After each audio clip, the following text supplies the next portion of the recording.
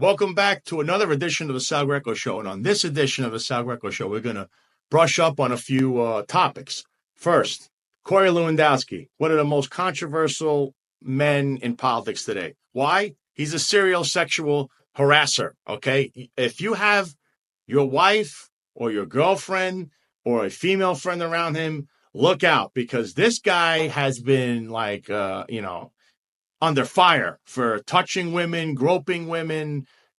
So guess what? President Trump hired him on the campaign as some kind of advisor. And apparently he runs around saying he's running a campaign. I mean, this is a real head scratcher, because for someone who has problems with suburban women voters, this will not do you any good. But here on this show, we call balls and strikes. So on the flip side, Vice President Kamala Harris, who is, avoiding doing interviews and only having these rallies and their, questionable size of the rallies and all these other things, her policies. She unveils some of her policies, and they're very, socialist. And on top of it, she claims she's going to fix this country. She's the vice president right now, and technically her administration is running the country right now. What are you going to fix? Yourself? Then we go to the next topic, which is a Secret Service agent, a female Secret Service agent, was caught breastfeeding on the job. The importance and why we even mention this is that she's supposed to be watching President Trump's back. I mean, that's the job of Secret Service. That and vouchering counterfeit money. I don't know if you know that, but that's what they do, Secret Service. They voucher counterfeit money. So she was breastfeeding on the job. We're going to get into that because that is unbelievable. And last but not least, the topic of political discrimination. We have a black Trump supporter, an African-American Trump supporter in Queens, who went to Citi Field to watch my beloved New York Mets. And she was told to take her MAGA hat off by a security staffer, one that works for, I believe, the senior vice president of security and guest experience is the former New York City Police Commissioner Keishant Sewell. Remember her? Didn't she terminate me? Because the police department or her or whoever there didn't like that I was a Trump supporter who's friends with Roger Stone. And then we're also going to have two interviews that I did, one on the Stone Zone with the co-host of that show, Troy Smith, and then, of course, WABC on the Roger Stone show with Roger Stone. So don't touch that dial. Don't press any buttons other than to continue watching this. And let's get to the first topic.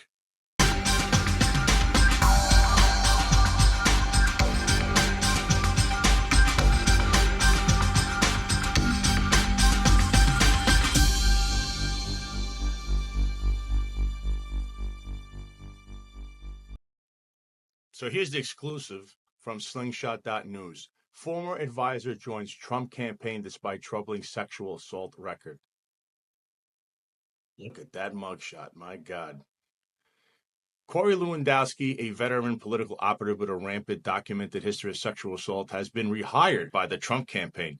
Lewandowski served as a campaign manager of Trump's 2016 campaign until he was fired during the Republican primary. Lewandowski has recently been rehired as a senior advisor to the Trump 2024 campaign. The veteran political operative has reportedly been named as a senior advisor with no specific authority other than to advise.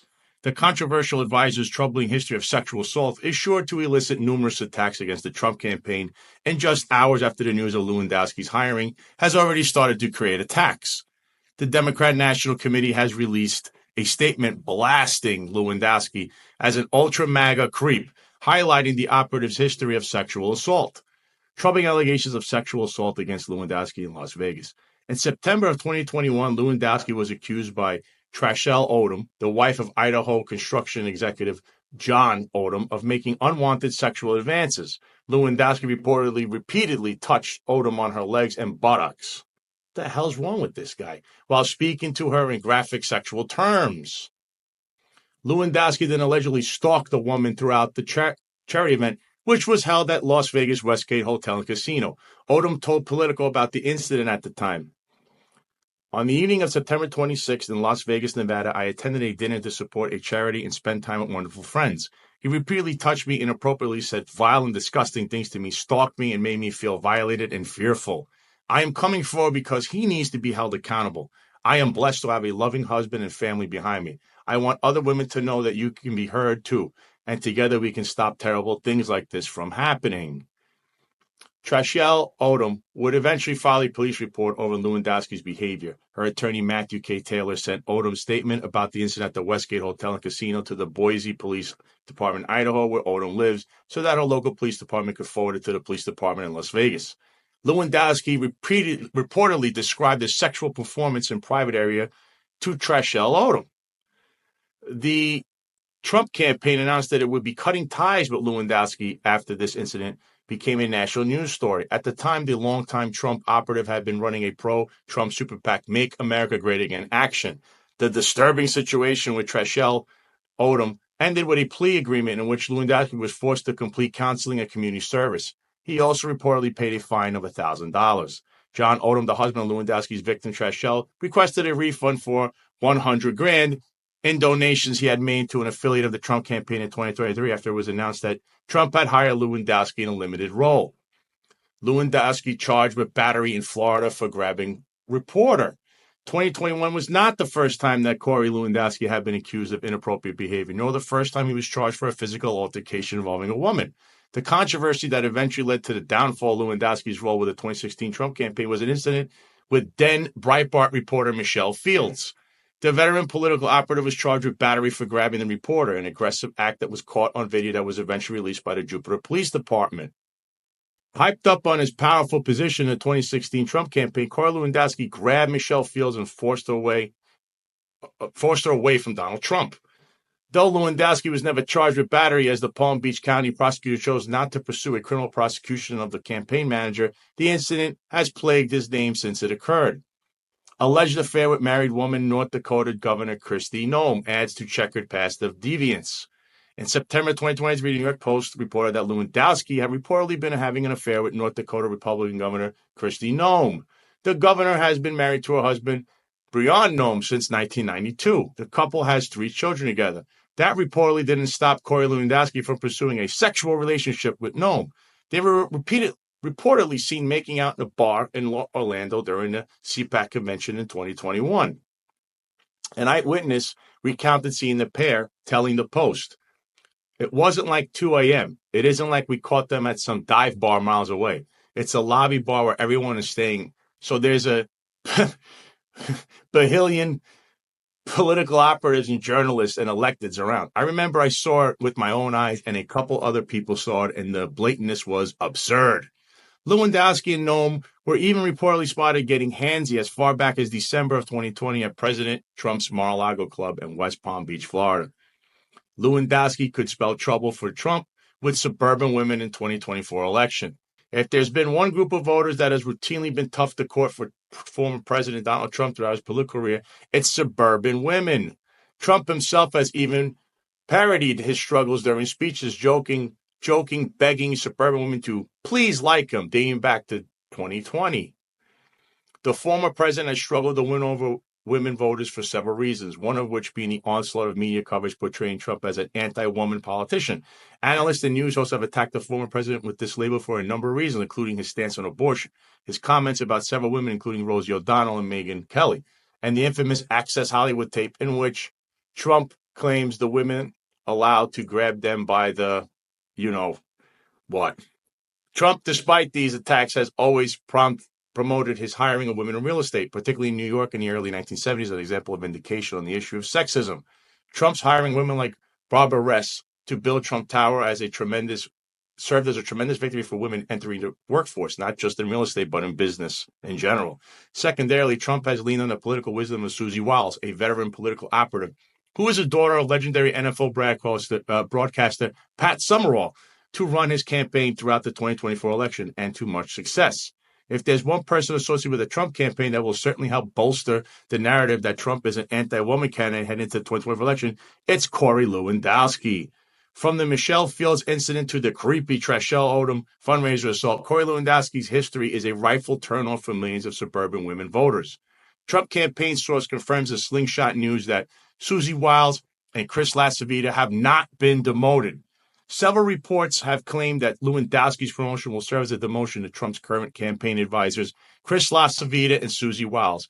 Reports that Slingshot News has learned are entirely false. Sources in the Trump campaign tell Slingshot News that LaCivita and Wiles have not been demoted in any capacity and continue to essentially run the background operations of the campaign. While news coverage continues to portray chaos in the Trump campaign, insiders tell Slingshot News that the campaign is being run rather soundly. We can confirm that the campaign was prepared for Kamala Harris's rise to a certain extent and had begun preparing for a Biden exit this spring. Now, listen, it's no secret that I'm a Trump supporter, but am I a sycophant? Absolutely not, because this is the kind of stuff that gets the moderates or the independents or people that are on the fence up in arms. At this point, President Trump is already the Republican nominee for president. You don't have to bring in these, the clown show, which is Corey Lewandowski. You would be bringing in a guy who literally will bring nothing to the table. He's never successfully won anything in a presidential campaign. I mean, he got fired last time because this guy can't keep his hands off women, whether they're married, they're not married. The guy is a problem. He is a problem child. He is the equivalent of having Eric Adams' longtime aide, the mayor of New York City, his longtime aide, Timothy Pearson, who's in 4 sexual harassment lawsuits himself. That's the equivalent of having a guy like him on your campaign. But this is at a national level. So suburban women have issues with Donald Trump. Why? A lot of it has to do, like the article stated, it's the media, how they portray him, and then, Trump has a little bit of bravado when he talks. And he used to go on a Howard Stern show, who I guess suburban women love Howard Stern now. But Howard Stern, I mean, that guy has quite the history. But just to reiterate that they have issues with President Trump. And here's a guy who brings absolutely zero to that, zero help with that issue. In fact, he makes it worse. And now they're calling him the MAGA creep. I would just call him a creep. And I don't understand why they rehired this guy. And on top of it, Susie Wiles and Chris LaCivita are running this campaign. And up until this point, up until today, is Trump not the leader, not only in the polls? Did he not win his primary? Did he not only lead against President Joe Biden until he left the race, and now Kamala Harris? So what's the complaint here? Bringing this clown back. Are you appeasing? Are you trying? Listen, President Trump, are you trying to win this election, or are you trying to appease the Steve Bannon crowd and the right-wing crowd? You have to win this election. You can't appease everyone. Right now, the number one issue is suburban women voters. You need this block. This clown, this creep will only bring that down.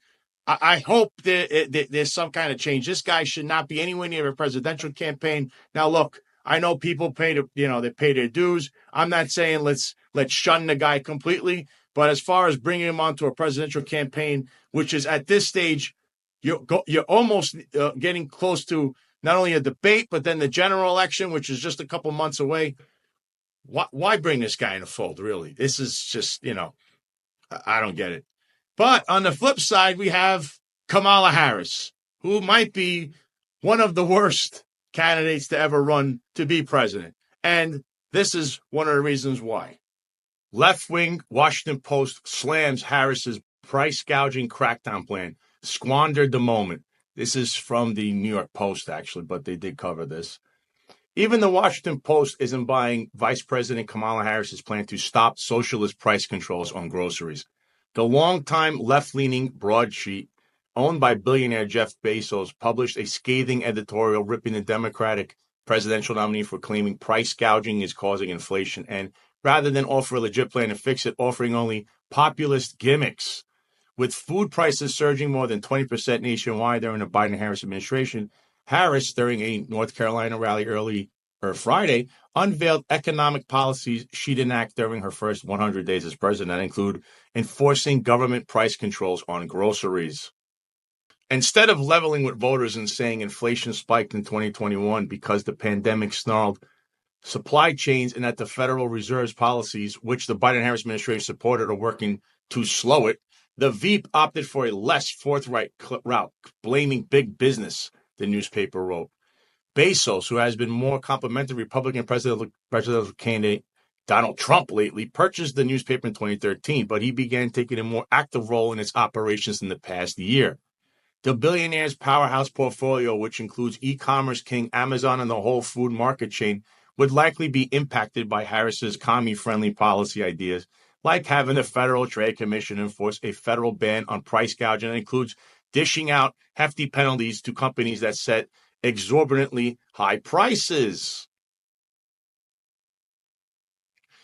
Ms. Harris says she'll target companies that make excessive profits, whatever that means, the editorial board barred. However, it slammed their idea to dole out $25,000 to help first-time homeowners with their down payment, saying it risks putting upward pressure on prices.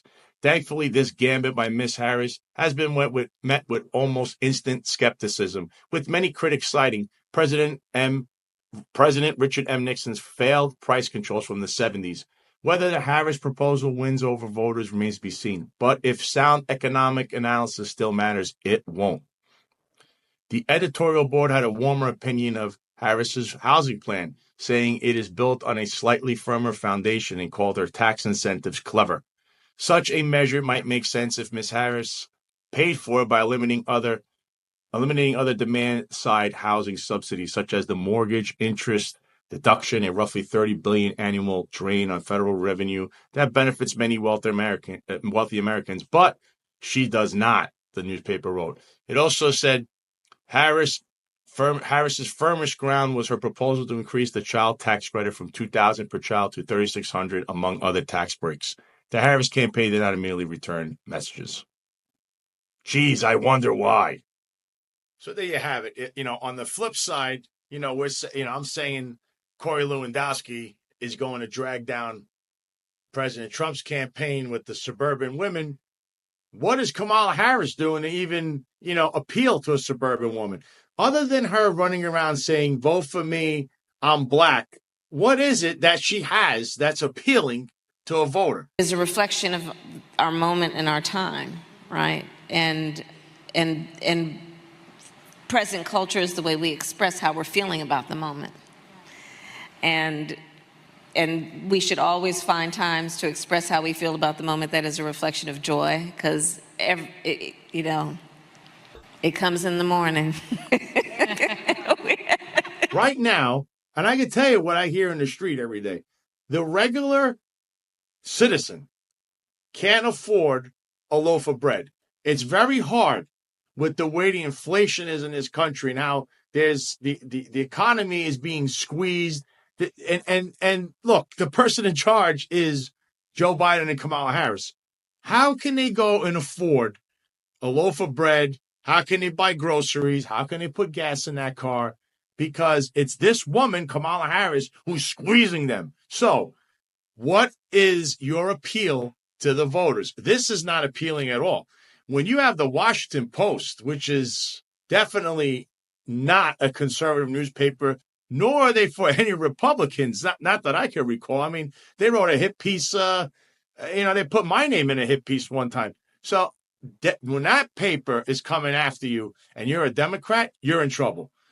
She has no policies. She has, other than her stupid cackling laugh and the way she stands up there and she thinks she's like somebody hip and cool because, she hangs out with the felon rappers and all that crowd and thinks that's going to get her over the finish line. She's going to come to realize there's going to be a rude awakening here.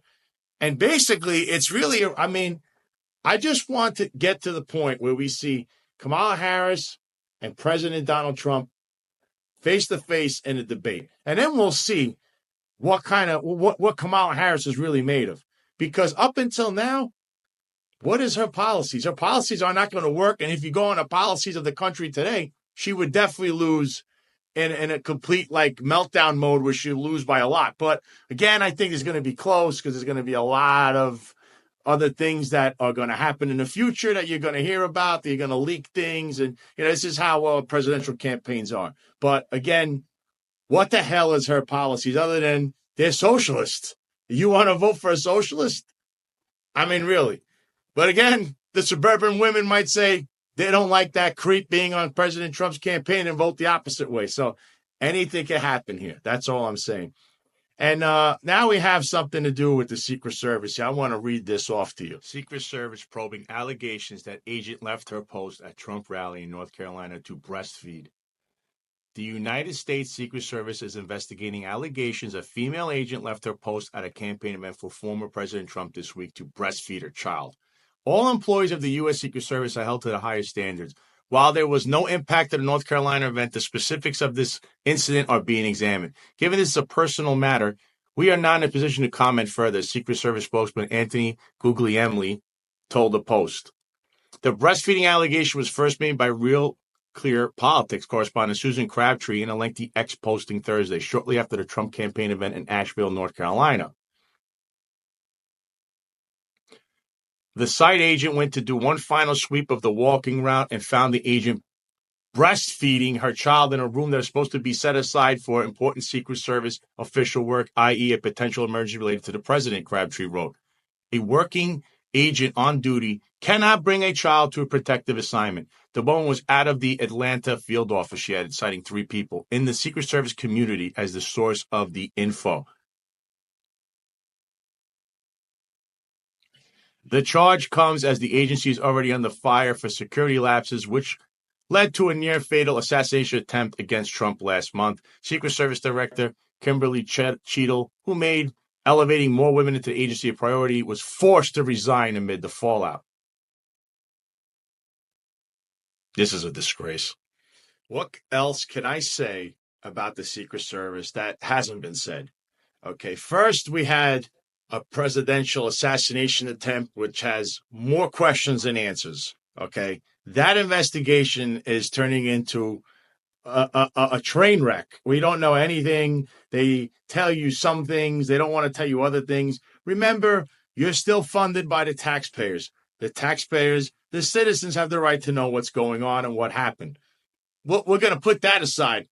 Reading this, okay, I'm going to tell you, I came from New York City Police Department. You can say what you want about it. I mean, it's being mismanaged right now. It's being led by a couple, people that are just, chummy with criminals and felons running around doing crazy stuff. One guy thinks I guess he's a civilian running around thinking he's a cop, and he's going after journalists, and they attack journalists. So you can say what you want about the leadership of the New York City Police Department, but as an organization, it's still better structured than this. I'll tell you this. You won't see a police officer in the NYPD standing on a foot post breastfeeding while they're supposed to be working. That would be like a clear-cut termination.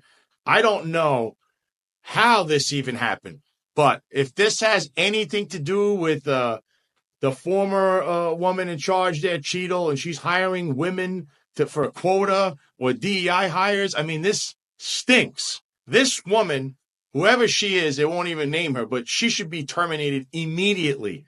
Breastfeeding on the job, are you supposed to be watching the president's back? I mean, that's your only function in this department. What the hell? I can't believe I'm even discussing this. If any of this is true, it's termination on the spot.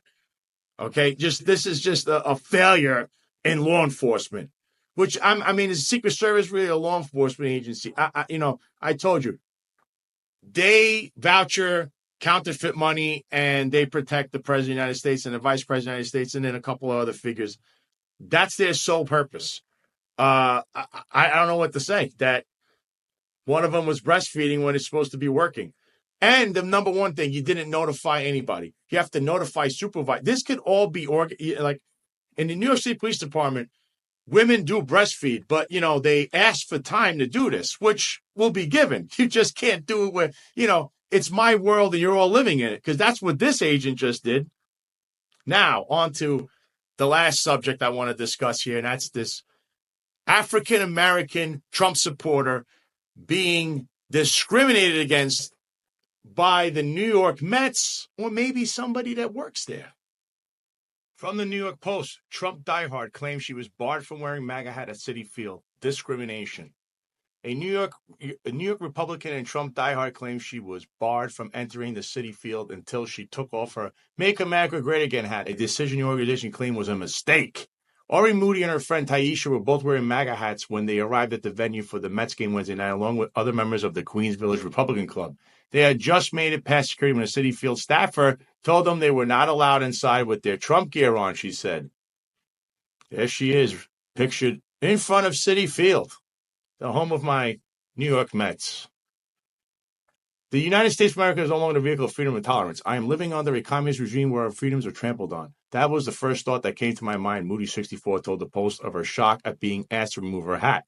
Moody says she tried to invoke her First Amendment rights multiple times, but was told by the staffer that the MAGA hat cap was too political and she needed to take it off. Moody and Taisha, who are both on the board of Queens Village Republican Club, only agreed to take their hats off because they were worried about inconveniencing the rest of their group, who were already in their seats, Moody said. The staffer also refused to let them keep their hats in their bags, so the two women were forced to call the friend they carpooled with in order to put the hats back in their vehicle, she claimed. Moody, however, made sure to snap a photo of herself in her MAGA gear with Citi Field in the background for evidence of the incident, she said. Moody accused the venue of political discrimination. We are conservative people. We believe in tolerance. If I was wearing a BLM Biden-Harris hat, they would have let me go through, Moody scoffed. With their offending hat safely stored in the car, Moody and her friend finally made it to their seats, only to realize that other members of their group who had entered separately from them had been allowed to keep their MAGA caps on. When I got into the venue, I did see at least 8 MAGA hats, she told the Post, adding she did not see any Kamala Harris or Joe Biden merch on display. After the game, Moody said she tried to file complaints with multiple staff members, but she was brushed off. Instead, Moody says she was directed to an online complaint form. As of Saturday afternoon, she had not heard back from Citi Field, she told the Post. The Mets attributed the situation to an employee mistaking the organization's attire policy and stated their intention to apologize to Moody. A Mets employee was mistaken about our attire policy, the team said in a statement on Saturday. We are reaching out to Aura Moody to apologize and invite her back to the ballpark. Wednesday incident only deepened Moody's support for the Republican Party and Donald Trump, she added. I just want the American people to wake up, she explained. And here's a picture of the entire crew. And I do see MAGA hats on them as well, with beautiful red shirts. And, of course, I'm a Met fan. I can't believe this happened in Citi Field. We're on the verge of communism, a system that confiscates private property, a system that is against meritocracy, a system that indoctrinates people. I support President Trump because he's the people's president. He's the only one who can save the United States of America from destruction from within by the Democrats and the radical left. One of Moody's friends posted a similar message on Facebook alongside the photo of her outside of Citi Field before the game. Folks, I honestly don't give a shit if you despise Donald Trump. This is not what this is about. Is this the America that you want to live in, the friend wrote. Moody's grievances with more liberal policies go back a few years. In 2021, she claimed she was terminated from her job as a social worker in the New York City school system because she refused to get the COVID-19 vaccine. Over 900 Department of Education workers were fired by the illustrious mayor of New York, the nightlife mayor, Eric Adams, when they refused to get the jab, City Hall announced in 2022. Citi Field did not immediately respond to the Post's request for a comment on the allegations. Of course, you can just call Keishant Sewell, who is the senior vice president of security and guest experience. She's the former NYPD commissioner. She knows what happened there. She might. Ask her. She's in charge of security if she has a say there, right? So I hope the Mets, I'm a Met fan. I'm a lifelong Met fan. I'll tell you, my first favorite sports team, and they still are my favorite sports team, is the Mets. They're lovable. They're like the team everybody loves to root for, even though they're like perennial losers almost. But, they've been a second-class citizen in New York City for, I don't know, maybe 25, 30 years now, since the mid-90s or maybe early 90s. I would expect better from the Mets. And listen, this political discrimination stuff has to stop. Look, I was a victim of that from the NYPD, and it just so happens that the police commissioner and the head of that organization at the time of my termination was the same person who's now the senior vice president of security and guest experience for the New York Mets. That's Keechant Sewell. Do we have a quote from Keechant Sewell? Has anybody asked, hey, Miss Sewell, do you know about this incident? Because you seem to, you have a history behind you of not liking or arbitrarily applying rules to people in regards to politics or their political affiliations.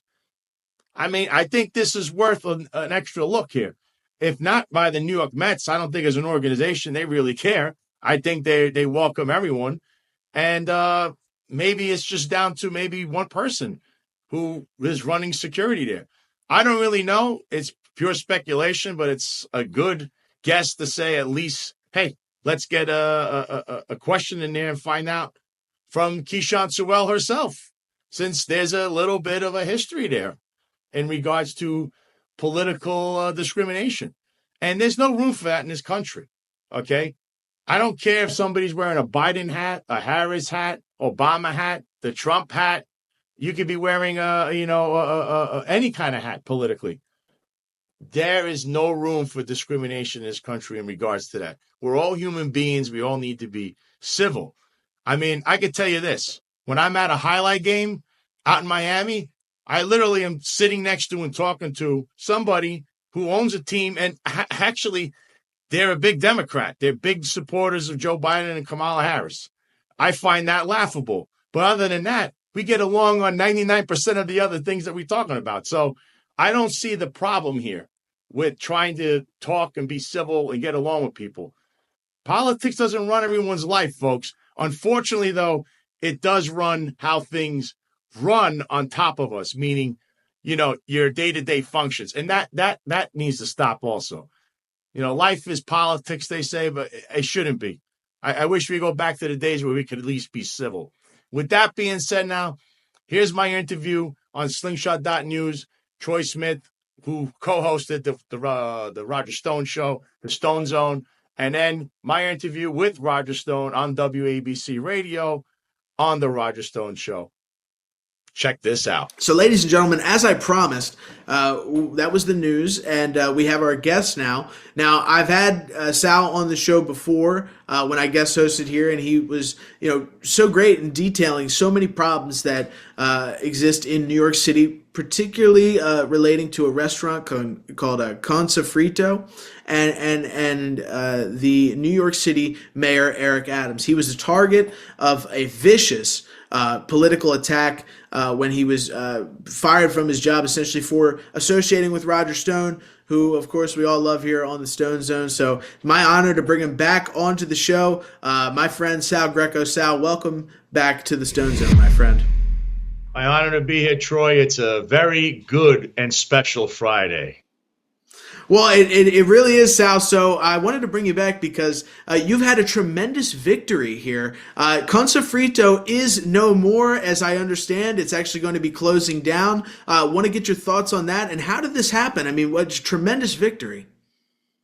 Well, they got evicted. That's what happened. And what happened is they violated that court order so many times, and we actually discussed the very last time that happened, and then they went to court, and when they went to court, the judge finally ruled that they needed to get evicted because they had that open air party where there was liquor outside and the sheriff was there and the NYPD was there. So the judge said, that's it. Enough is enough. And now they stand to have a contempt of court hearing under Richard Caban, who's the owner of the place, the brother of the police commissioner, Ed Caban. But now they're supposed to have this contempt of court hearing, yet they're having another party this weekend. They're having a party tonight. They're having a party tomorrow night, and they're having a party on Sunday. I don't know what the judge or the court, how they're going to view that, but that is like unbelievable that they're having another party. And it's just like the law doesn't, the rules and the laws don't apply to the Caban family. That's what it seems like. Well, Sal, and you have highlighted this so greatly, I think. and the ties between kind of the highest elements of the police department there, and then the people running Consofrito, the Cabans, obviously you talked about them, and they really, I mean, just if it were you or I, and you knew that you were wrapped up in all this stuff, you knew that you had known mob associates coming into the place, you knew you had these high-level politicians, you wouldn't flaunt the order to have a party after you've already been evicted and shut down, would you? I mean, that kind of speaks to how protected they think they are, doesn't it? Yeah, there's definitely, I mean, as the article stated, you saw the names that go there. Carl Hastie, the Assembly Speaker of the House there in New York State. Letitia James, who's the New York State Attorney General. We have the Lieutenant Governor, Anthony Delgado. You have Ralph Salamanca. He's the city councilman who, by the way, this is breaking news. I learned that I think it's Richard Caban or Jimmy Rodriguez have two restaurants, two different locations they're looking at right now to take over. 1161 Castle Hill Road in the Bronx and 26 Bruckner. These places respectively are known as Made in Puerto Rico and Q44. So the party will go on for the Con Sofrito crew, but I don't know if the police department is going to try to get involved in that, or this is a mess, and they still have to deal with this hearing they have of the contempt of court. And of course, Troy, what's going to happen this weekend? Because we all know this is their final hurrah. Is Eric Adams, who he himself has been hit with a multitude of subpoenas in a federal grand jury investigation, and we now know he's the target of it, as I've been stating for months. Is he going to show up to this party this weekend? Because he's the star of the show.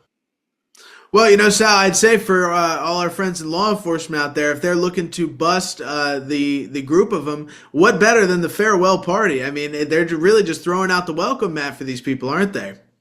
Yep, I'm sure it's going to be. Felony Hall is open. I'm sure Fat Joe, the Kamala Harris surrogate, he'll be there. I'm sure Peter Guns will be there. I'm sure Eric B., another rapper, another producer, director. All these guys have records. They'll all be there. I just hope we don't see any police officers there. I think by now they should learn their lesson that, you can't knowingly and wrongfully and knowingly associate with someone who's reasonably believed to have engaged in or likely to have engaged in criminal activity. But I guess in the New York City Police Department, that rule only applies to one Sal Greco, and the person that is directed towards is one Roger Stone.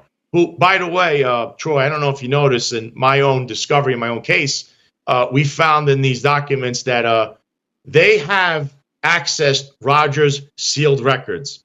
That is in violation of a court order.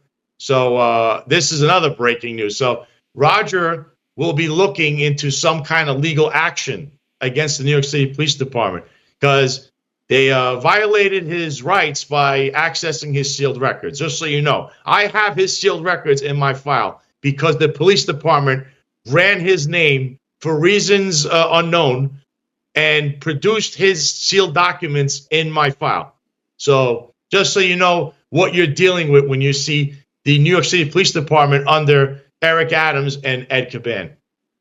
Well, absolutely, and it's kind of what you were describing last time, Sal, and I want you to kind of get into now is how this corruption from the New York City Police Department through Eric Adams has spread to the mayor's office in different areas of New York politics. Can you talk to me about the sense kind of in New York right now as well? Because it would seem to me that, looking at all the information here, Eric Adams' House of Cards seems like it's coming down.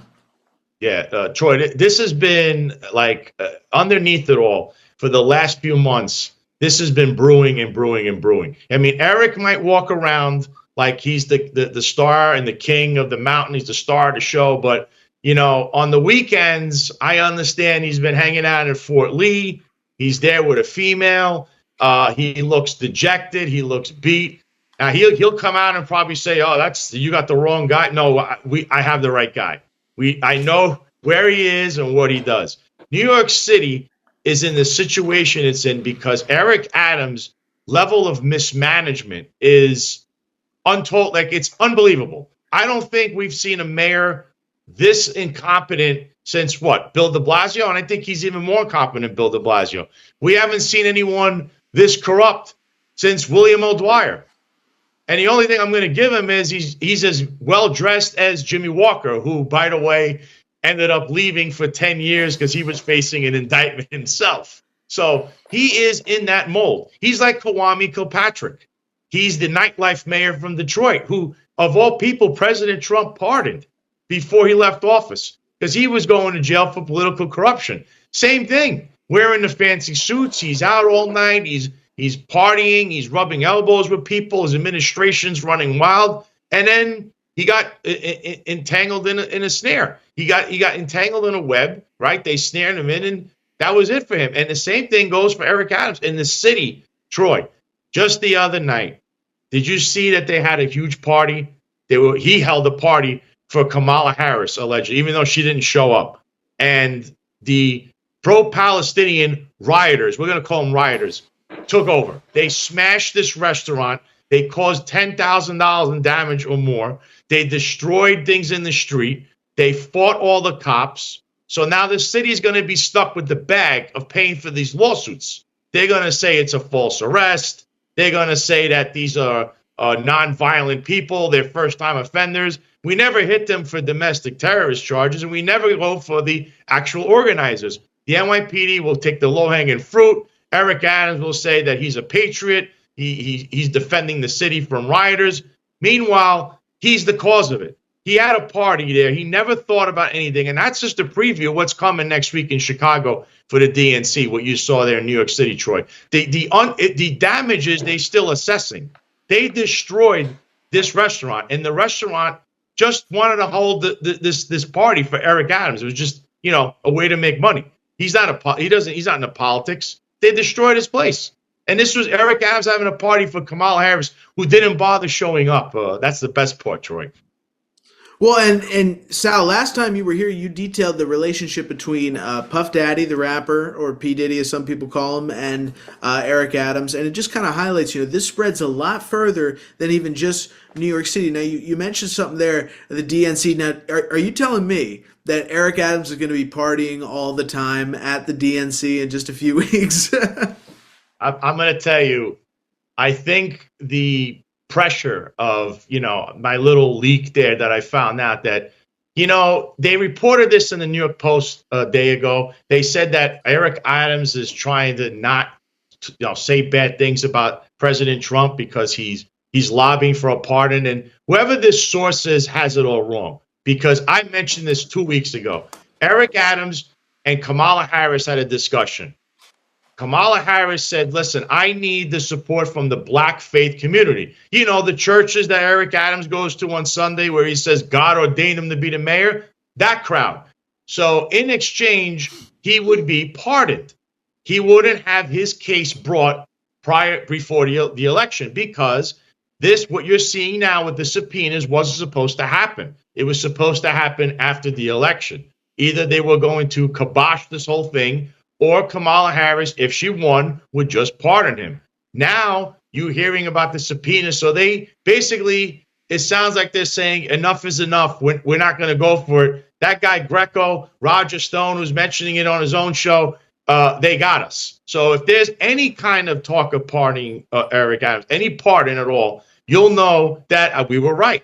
So we may have prevented something from occurring, which would have been a fallacy on everything if he got pardoned, because he's in 4 separate federal investigations. There shouldn't be a talk of any. This isn't somebody who lied to Congress. Remember that one, what they said what Roger did, and he couldn't have lied about Russian collusion. It didn't even exist. This is a man who's involved with foreign nations. He's taken donations from other countries, foreign countries. Allegedly he sped up an inspection at the Turkish embassy when he was the Brooklyn Borough president and then became mayor. It continued as the mayor. This is major things. These are not little things. He's abusing his authority. Now, these are not just allegations. They're now being investigated. So it's a serious thing. So there shouldn't be talk of any pardon for Eric Adams just because he's a Democrat mayor, or, he's the nightlife mayor. And all this buddying up he's been doing to Kamala Harris has been for this reason. Only now, after today, I suspect you're going to see a little distance between certain people in the party and him, because he's basically a sitting duck. He's never going to survive this trial. I don't think he will not be reelected. He would probably get demolished in a primary now. And his lawyer could say all he wants about, oh, well, we're doing our own investigation. His lawyer, Brendan McGuire, or Brian McGuire, his lawyer that's on this case, used to work for the Southern District. So this is how this works, Troy. When you go in there, when you have to testify, he's going to have to testify to things that involve a lot of people, not only his administration, but people that work for him right now. It's a lot to speak about. And remember, you misspeak about anything, you lie to them, which is a felony. I believe he's just going to try to cop a deal here. I think his lawyer, who is very chummy with the Southern District, he worked there for many years, will try to strike a deal for him, and either he'll end up stepping down, or they're going to tell him, you're going to go through with this, we're just going to indict you. I don't see how he survives this investigation at all, because there's more pending behind him. That includes P. Diddy, who has one in Brooklyn as we speak. They're looking at him, and they're definitely going to pull the trigger on that one very shortly. Well, and Sal, you brought up something that I think is so important that I think it's kind of almost unbelievable to people, and that is the straw donor scheme involving Eric Adams. And I think it would be best if you start. Can you just explain to people what straw donor even means? So the city actually funds a multiplier on campaign donations, doesn't it? And they kind of abuse this system. Yeah, it's an 8-to-1 match on every $250. I believe it's $2,100. For a total, if you donate $2,100, the city will match that. So they found that he's gotten a multitude of straw donors in his campaign. And what he'll do is he doesn't give that money back until he gets the other half from the city. And then he'll say, oh, I'm going to give this money back to the people that donated it. It was an excess amount. But you're not giving back the amount that the city matched. So this has been going on for a while. Eric, even though he's embroiled in this, he didn't learn this on his own. There's other people involved, and that's where we need to look at that con sofrito crew, because that's the allegations that were some of the allegations beside the drugs and prostitution allegations that have been alleged over there. The straw donor thing, that's been going on up there. We noticed that there's many politicians that have had parties there. Look at the campaign finance. You don't see anything anywhere that says con sofrito. It should be there. Eric has one that says zero bond. Where's con sofrito? We don't want to mention that. Why? Because it's all cash donations. So, this is like that straw donor scheme. It's exclusive to New York City. Roger knows this well. Only in his day, I think it was 5-to-1. Now it's 8-to-1. It's even more. It's a total. You could really abuse this, and they really need to put an end to this straw donor. They have to make the penalty like a year in jail, $1 million fine, something big, so that we don't, because they always say we don't want money in politics. Where look no further than New York City, because it's nothing but money in New York City running the show. Well, absolutely, Sal. And one thing I want to add is because I had never heard of this tactic until I was covering a bill put forth by the Democrats, and I believe it was H.R. 1 when Nancy Pelosi took over. And that bill was a pro-union bill, but it also would have created a several billion-dollar fund for straw donors on the national, federal level. So you'd have members of Congress doing the same thing. And it speaks to me, this started in New York, and now it shows, and it's why you're right. If we don't deal with the Eric Adams of the world, if we don't deal with these people on the local level in New York, this stuff spreads to the federal politics pretty quickly, doesn't it? It does. And the problem here is we need accountability. That's why we all want President Trump back. Accountability. We don't have any under Joe Biden and Kamala Harris, who, she's had her own issues when she was a prosecutor, okay? Because she was retrying cases, and she treated people very, very, very poorly, almost like a vindictive human being, and that's abusing the system. Trump will bring back civility and accountability. That's what we need in the federal government. You can't have a guy like Eric Adams or Carl Hastie or Letitia James running around straw donor schemes or running around with felons. Well, what are you doing? You're supposed to be representing the people in the government.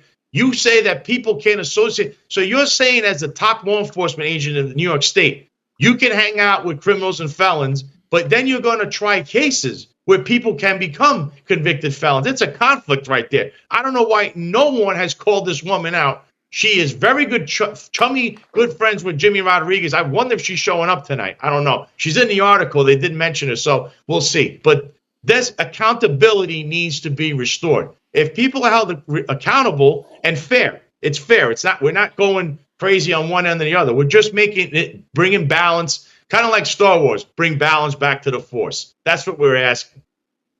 Well, and Sal, so I'm interested because you were railroaded pretty badly, and I think anybody that looks at your case would say that. I'm interested to hear what reforms you think should be brought to police organizations, not just in New York but across the country, that would protect officers like yourself from this kind of vicious persecution, because it's really terrible what they've done to you.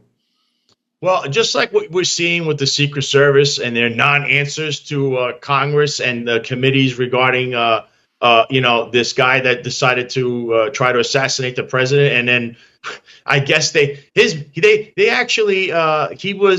an urn right now. I don't even know if they did an autopsy. Okay, so this reeks. So this Secret Service and these police agencies, they need an oversight agency which is has no ties to the police, and it has no ties to anybody in the government. They need to be a separate oversight agency where things of this nature, like internal investigations or whistleblowers, could go to them and they investigate it without telling anybody anything. That means that they don't party at these Boyd's in the Bronx with the mayor or anyone in his staff, because that's corruption. What's going to happen? You're going to tell me, hey, that's my guy. Don't do that.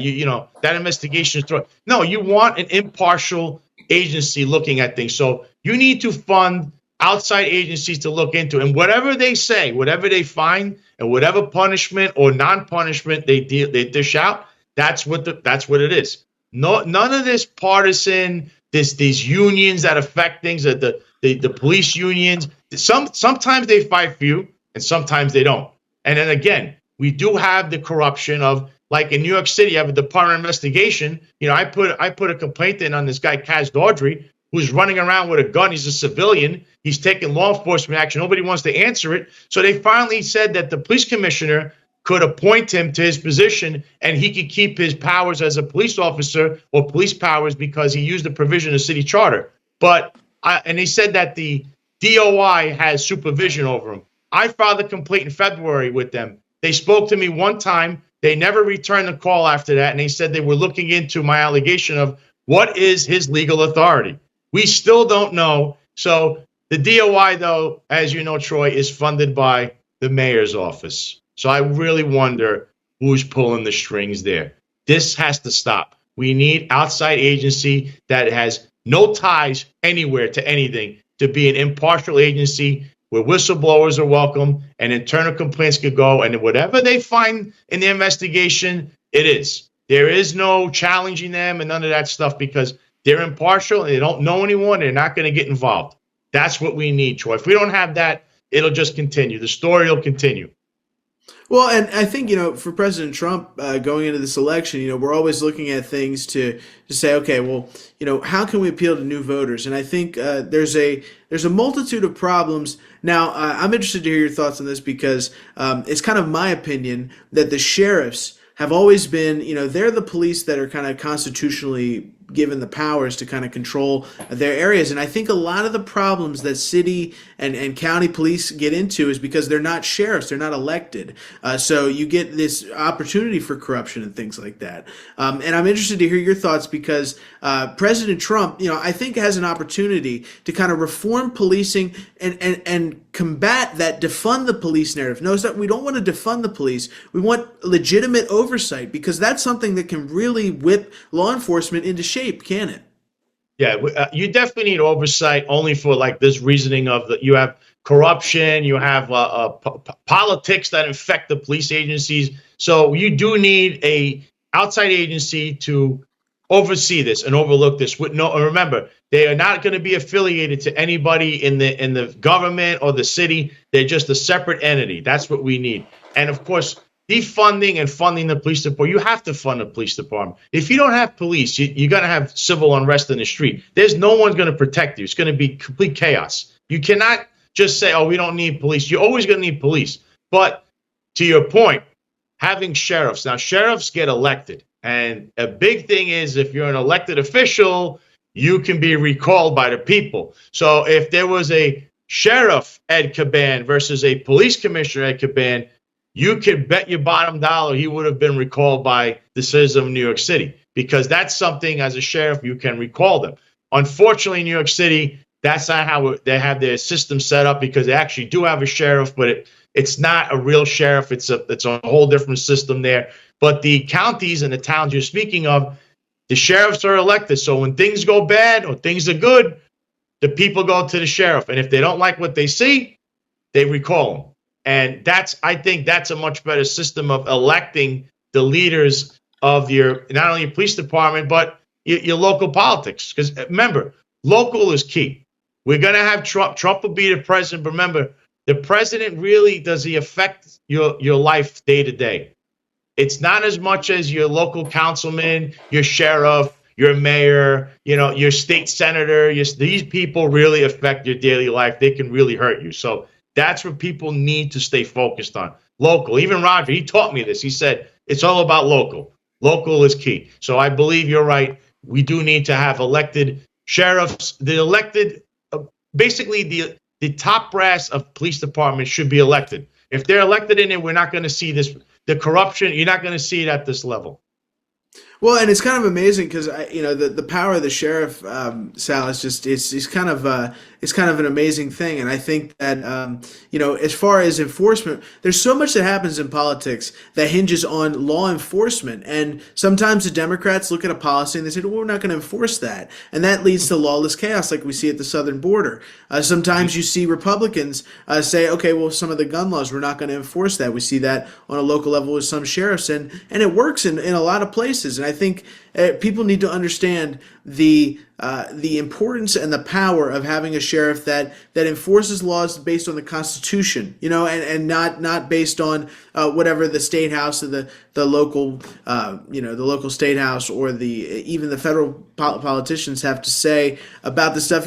Sal, you've been through so much with New York City, and I just wanted to know, what was it like for you when you finally heard that Consa Frito was no more and that they're going to be closed? I know you had the news of them having this final party, but I want to know what emotions came over you when you heard that it would actually be shut down. It had to be a great feeling for you. Well, it's shutting it down, even getting shut down. It's like, we have a victory. It's like, this corrupt place that, they basically have been running roughshod where the normal, everyday Joe or everyday Jane has their place. They wouldn't get away with 1/10 of what these people did. But now you want to see some accountability. So there needs to be investigations on the people that were frequent in this place where these allegations occurred, because they got away with a lot of stuff. They took advantage of the system because they were allowed to do that. But who was allowing that? That's what we need to look at. Again, the same names always come up. Carl Hasty, Letitia James, Ralph Salamanca, the councilman over there that's very, very good, chummy friends with him. Eric Adams, Eddie Caban, these guys in the administration there, like Jeffrey Madry, the chief of department, he was there. What were they all doing together? What was Anthony Delgado, the lieutenant governor, doing there? And there's never been one investigation of this place. Why?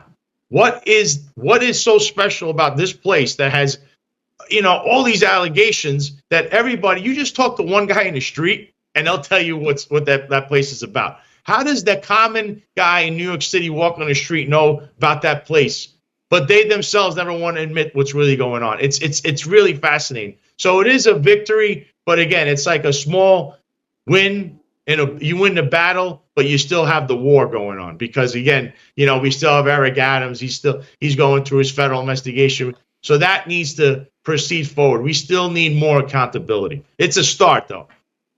Absolutely. I think it's a good start, too. So, Sal, final prediction here, because we do have to go in just a few minutes. I want to know, how long do you give Eric Adams? Because he's had a lot of people around him be raided by the FBI. How long until Eric Adams, we see him in handcuffs? How do you think that this guy has a few months left, a few weeks? It seems like the clock's ticking. I'd probably say anywhere between the next 30 to 60 days. I think it's going to probably happen before Election Day. When they move like this, so you understand a grand jury could just turn around and indict you tomorrow.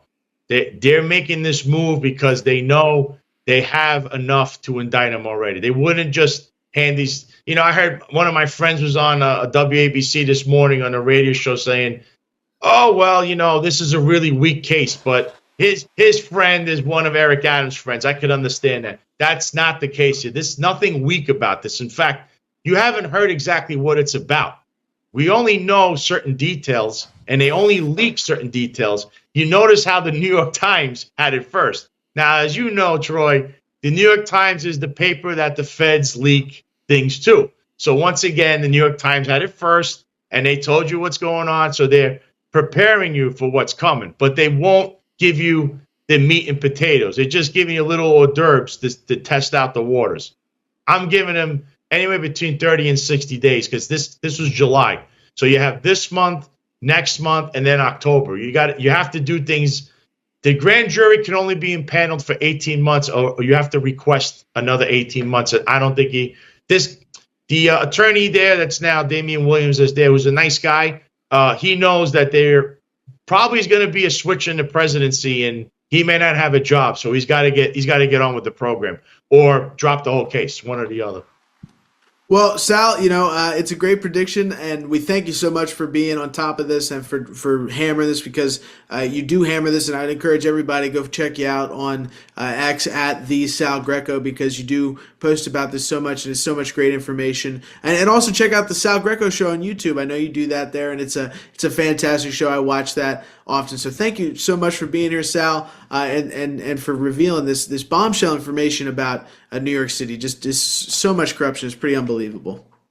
Thank you, Troy. I'm going to actually have another episode out today in regards to Consofrito and Mayor Adams. And, I love the show here. I love the Stone Zone. I love when you're on. I watch this all the time, too. So thank you for the kind words. And listen, as New York goes, so does the country, whether you like it or not. It's still the mecca of finance. So we cannot be having this kind of stuff go on here. I'm sorry.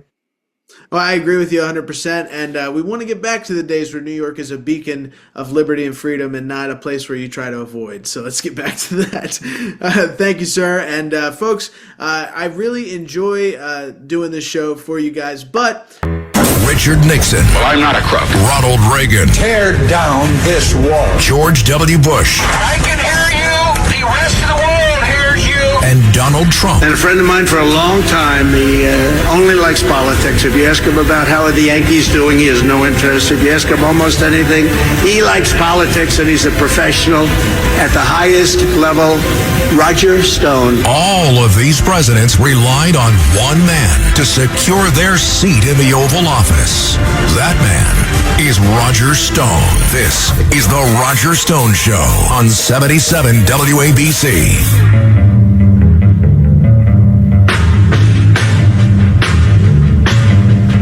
Welcome back. I'm Roger Stone, and this is the Roger Stone Show. This is where we talk politics, history, news, style, and of course one of our favorites, food. We're joined now by Salvatore Greco. He is a 14-year, highly decorated veteran of the New York City Police Department with an unblemished record of service to the people of New York, often assigned to some of the most dangerous late night locations in New York City, the graveyard shift as they call it. He has been awarded with over 50 medals and commendations during his service to the people of New York. He was unjustly terminated by the New York City Police Department simply because he is a friend of mine. And he currently has an ongoing lawsuit against the New York City Police Department and some of the leadership there. A lawsuit, I might add, that the city has moved twice to have dismissed and has been overruled.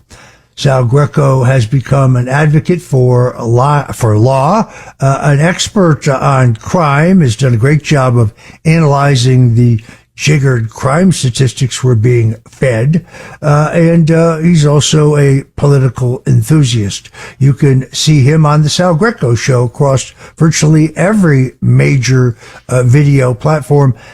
Sal was with us a couple weeks ago, but there are major breaking developments in the case of New York City Mayor Eric Adams. So, Sal, thanks for joining us today on the Roger Stone Show, and please bring us up to date. It's my honor, Roger.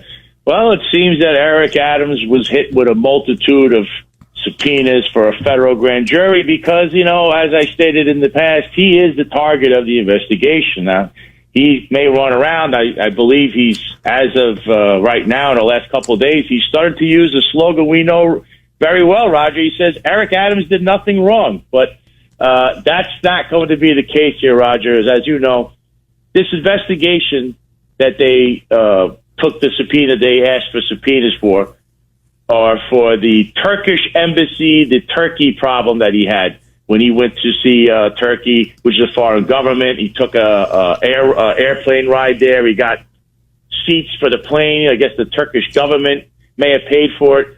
But the issue here was that an FDNY whistleblower was the one who presented a civil lawsuit last year that started this inquiry. And his claims, his allegations were that they sped up the inspection for a Turkish embassy in New York City, which would be against the rules of, how this works. They can't just make a phone call and they all of a sudden get their inspection done and they're open, because that's corruption, Roger. It's the same as the nightclub that we always referenced last time, Conso Frito, who never had the Department of Buildings give them the right to have their party shed and actually deemed it unstable, and yet they remained open. They were never checked again by the Department of Buildings. So this is something that's been brewing in his administration. I could tell you here, I believe exclusively that Ingrid Lewis-Martin, his right-hand woman, is in his administration.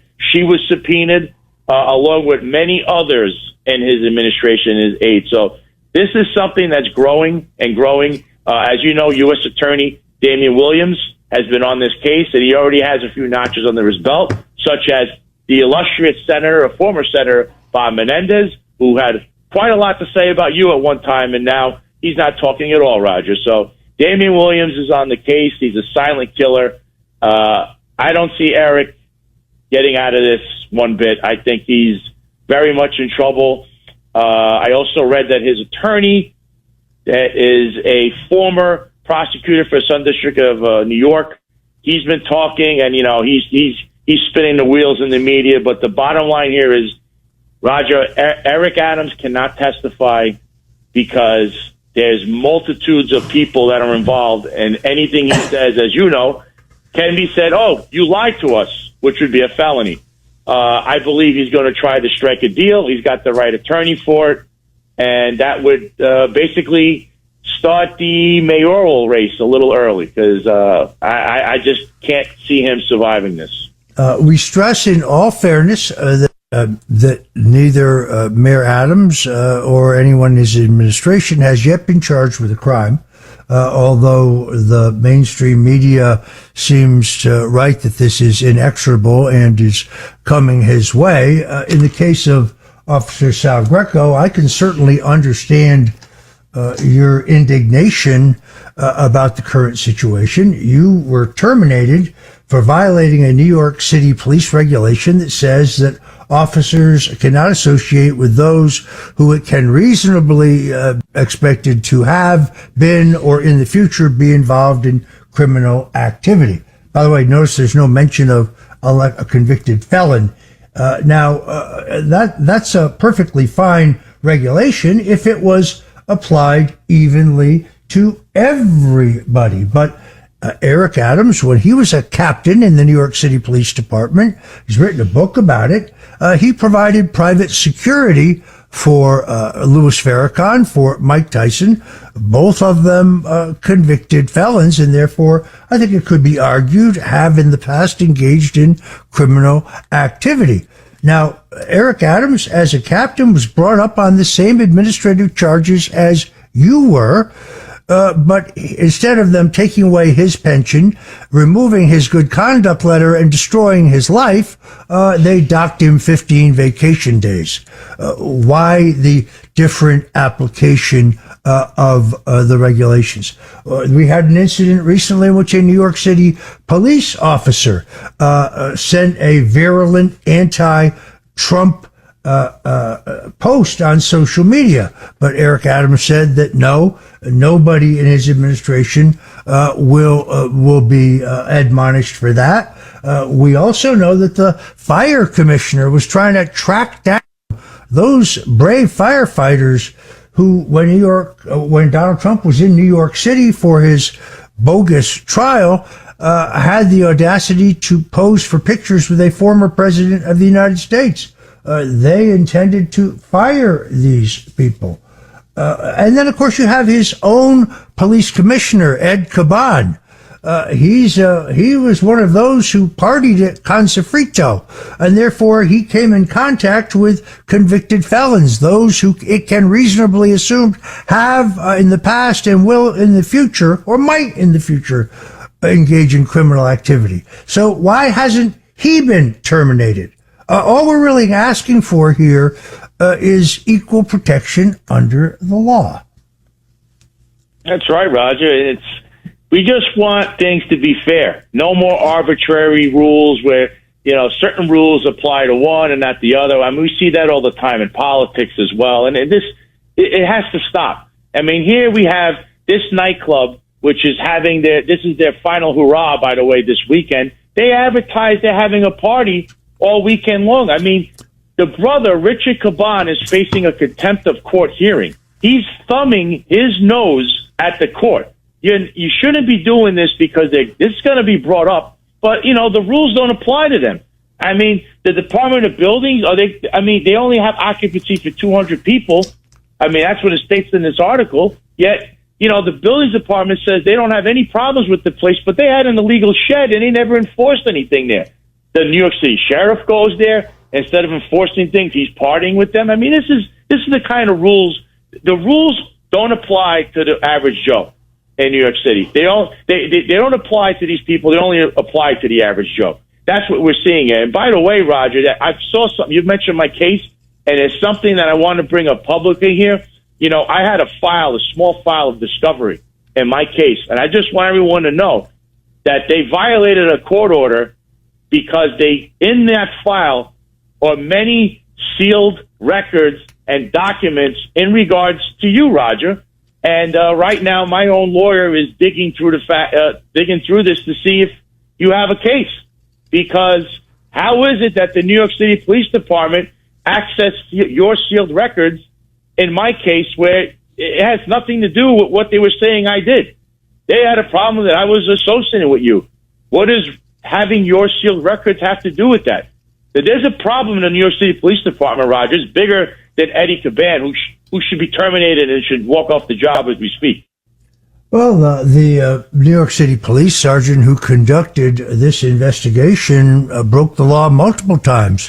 First of all, when he approached your cell phone provider to get your records, he was first denied. Then when he came back to him and said that this was a criminal narcotics case, he got your records. There was never any accusation of involvement with narcotics. Sal, you don't even drink.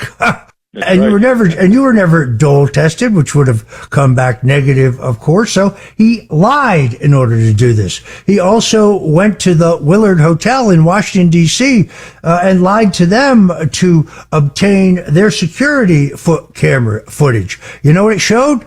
Nothing whatsoever. That's what it showed, because neither one of us was at the Capitol on January 6th, and we have no involvement in the activities there. In fact, in your case, one of the oath keepers, the guy who actually delivered a suitcase to my room, so that way they can say, oh, he was in Stone Suite. Well, if he was, it was for less than 3 minutes, and I didn't speak to him. But Joshua James, who I believe actually comes up for sentencing because of his conviction for insurrection, something I am not involved in and know nothing about. He testified under oath in your administrative trial to say exactly that. Neither Stone nor Greco were involved in, condoned, or were aware of in any way any activity that we engaged in at the Capitol on January 6th. It's there under oath. But of course, that will never get reported. This is all entirely, in my opinion, all based on guilt by association. That's why they have tried to destroy your life, and it is we are politically incorrect. Meanwhile, New York City is falling apart at the seams. We have an invasion of illegals. There are now, I believe, there are five-star luxury hotels in Manhattan that have been converted to be shelters for illegals. The Roosevelt Hotel, which, by the way, is on the list of national landmarks, was once the political headquarters of New York Governor Tom Dewey, New York Governor Nelson Rockefeller, New York City Mayor John V. Lindsay. They all had a suite of offices there where they met. It was longtime headquarters of the New York County Republican Committee. It was considered one of the elite hotels in New York. Today, it is not only a migrant shelter, but it is a site virtually every single day of violent crimes being committed in the lobbies, in the hallways. It's a travesty, and this is what New York City has come to. I remember New York City under Rudy Giuliani. They told Rudy Giuliani that New York City could not be tamed, that New York City's good days were over, that we just had to accept the rise in violent crime. We had to accept the dirty streets. We had to accept the high taxes and the flight of jobs. That we had to just put up with a lower standard of living because that's just the way it is. It's modern. And Rudy Giuliani, one of the greatest mayors in New York City history. And frankly, because Mayor Bloomberg continued many of the smarter policies of Mayor Giuliani, New York City was more stable, cleaner, and much safer. Those days are sadly gone. Sal, let me ask you this. The New York City Police Department keeps posting numbers that show that crime in every category under this administration is going down. What do you say about that? That's a complete farce, Roger. You could check by going to Sam Antar, formerly known as Crazy Eddie, his X page, and every week, day by day, he breaks down that actually violent felonies are way up. Ever since Eric Adams became mayor, under his administration, violent felonies are up 33%. I don't know where he's getting his numbers. You could basically cherry pick your way through anything if you want, especially in a short amount of time. But Roger, right down the street from Gracie Mansion, in 1 week, he had a shooting and a rape.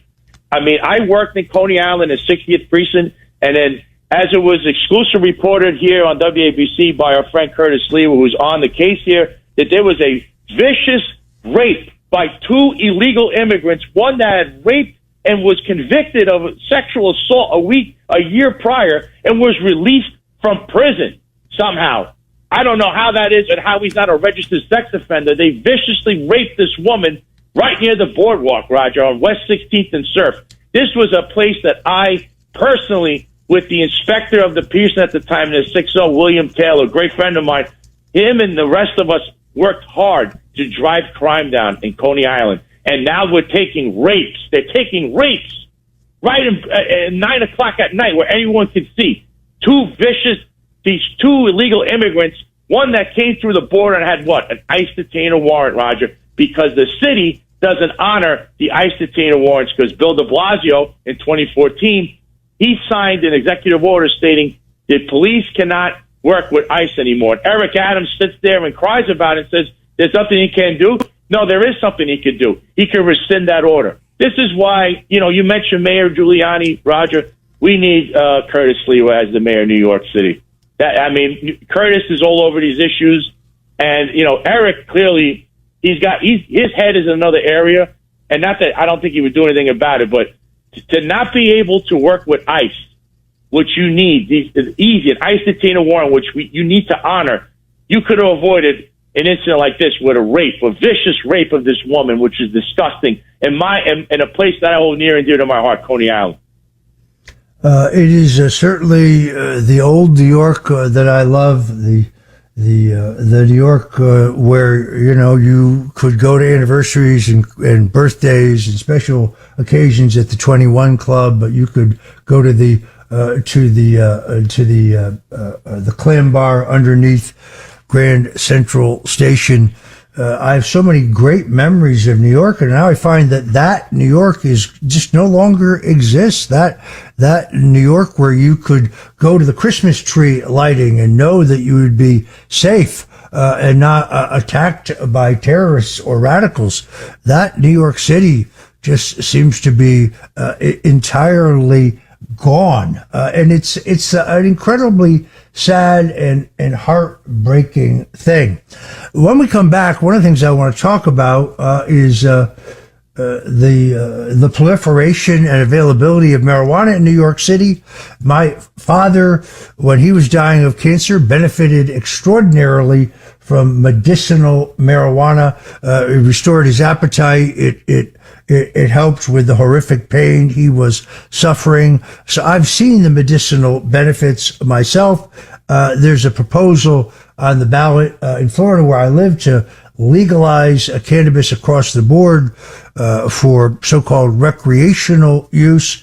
I have some reasons why I'm supporting that, although when I look at New York City, I rethink my position. So last time I was there, everywhere I went, it smelled like pot. And I don't think that's what they had in mind. So when we come back with Officer Salvatore Greco, we will talk about the unfortunate downward spiral of New York City and what can be done about it.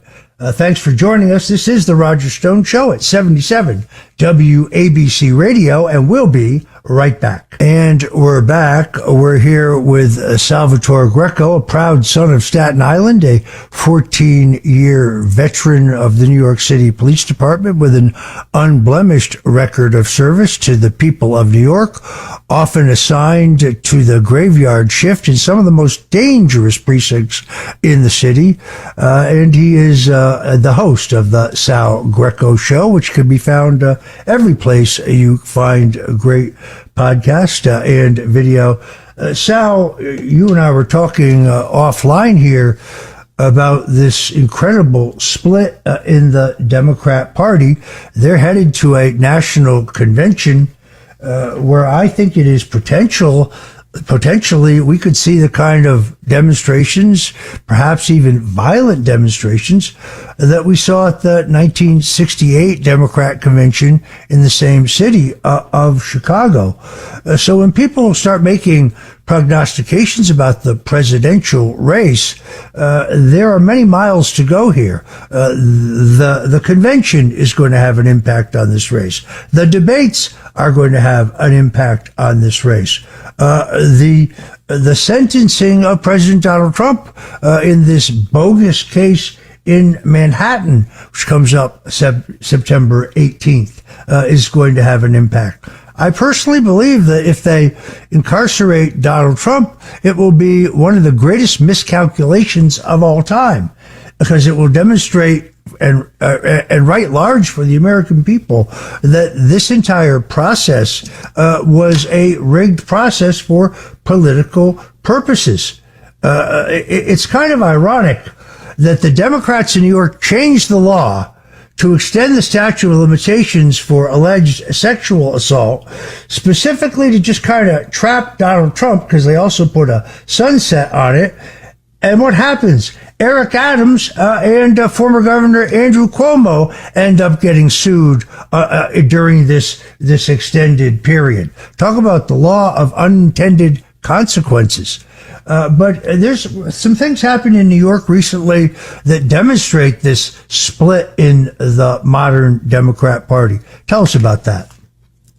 Yeah, so Roger, we had a party there. I mean, Eric Adams held a party that it had no major DNC or anyone that was running for office. There's nobody there. It's Eric Adams, Kathy Hochul, and it was like a rally or some kind of a dinner rally for Kamala Harris, who did not show up. She was campaigning, I believe, in Philadelphia. But what happened there was Eric Adams shows up and he waves the protesters across the street. And that started it's like he triggered these people, and they went on a rampage, Roger. They destroyed this restaurant. They caused thousands of dollars in damage. There were numerous arrests. They were assaulting police officers. The word stormed. They stormed the restaurant. They were they said they were pro-Palestine protesters. They look like just anarchists. And Roger, that, I believe, is what's going to happen at the Chicago that Democrat National Convention. Those are the people that are going to besiege that town. And what you saw happen in New York City just 2 days or 3 days ago when he had this party is going to happen in Chicago, Roger. It was out of hand. And, of course, the police department, Eric's going to pout his chest and say, we did this and we arrested these people and I'm a patriot and blah, blah, blah. But they never go after the people that are the organizers. It's always the low-hanging fruit. It is indeed. We just pray for equal protection under law and the end of the two-tiered criminal justice system. Also for the safety and prosperity of New Yorkers. We can have it again. Our problems are not insoluble. It just takes strong, honest leadership at all levels. Sal Greco, a proud son of Staten Island, a 14-year veteran of the New York City Police Department. Where can people find you online, Sal? Sure. So you can find me on X. I'm at the Sal Greco. The same on Instagram. I do have True Social. That's at Head of the Table. And on YouTube, Rumble, it's at the Sal Greco Show if you want to see my show. And also I'm on major platforms like Spotify, Apple, all those the podcast streaming services. You can find me there. And I talk about the same things you just heard me talk about now. And, I'm here just raising awareness because I do care about New York City and especially the taxpayers. You deserve better. And you just need a little bit of information and you can make a well-informed judgment of who you should be voting in. And, of course, for mayor, I don't know what's going to happen. I could just hope for the best. But upcoming, whoever it may be, I would cast my vote for Curtis Leawood. That's what I would do if I was still a New York City resident. All right. Well, Curtis Lee was clearly paying for lunch. All right. We have to leave it there. Thank you, Sal Greco, for joining us today on the Roger Stone Show. All right, folks. That about does it for the Sal Greco Show. Do me a favor before we go. Please click that like, share, and subscribe button on YouTube. If you're watching this on Rumble, click that Rumble button. If you're listening on Spotify, Apple Podcasts, or any other platform, please write a review and share this with all your friends. This content here is all for you. I'm trying to be as truthful as can be and bring about some news and some views that maybe the other major outlets and certain other individuals refuse to touch up on because for whatever reason. But that's what we're here for. And with that being said, thank you. Thank you all for your support. I highly appreciate it. Stay tuned for the next edition of the Sal Greco Show. And until then, adios and God bless.